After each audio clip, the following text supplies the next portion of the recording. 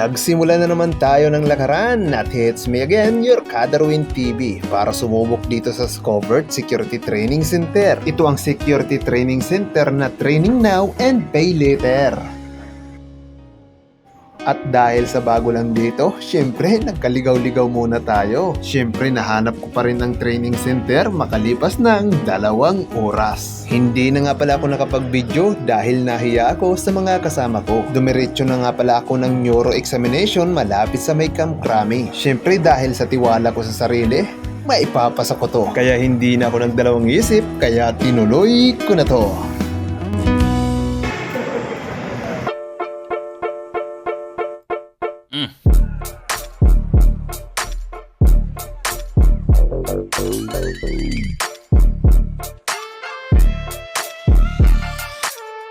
Naninibago ako sa araw na ito dahil wala pa akong gaanong kilala kahit sila hindi pa nila ako kilala. Sa pangalawang araw ko na to, ang pinag-aralan namin ay patungkol sa first aid. Hello, good morning guys. Nandito kami mag-bunching kami sa Bali. Kasama si Bali. At dito nga ay nakilala ko muna si Buddy Marvin o Isjileray. Ang malapit nating pinakamatangkad from Bicol region. Bicolano yan mga buddy. Ayan, at dito ay nagbabandage muna kami at nagsusubok kami matuto para sa aming karagdagang kaalaman. At tamang usap-usap lang muna habang tinuturoan kami dito ni Sir. At kasama yung ating mga panibagong kabatch. Dito ay hindi ko pa masyadong kilala at dito pa lang ako nakikipag-usap kay Mr. Liray.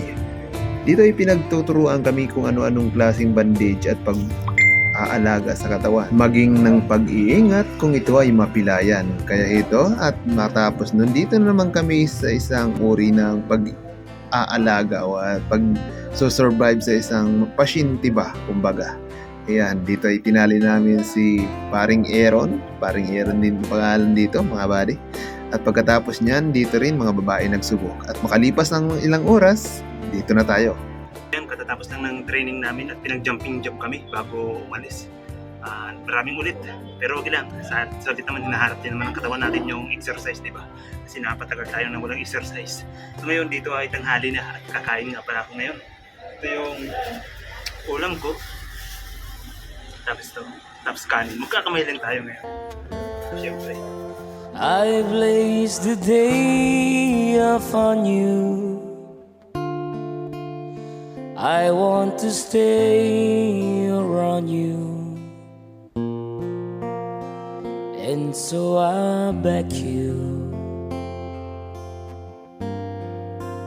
let it be me.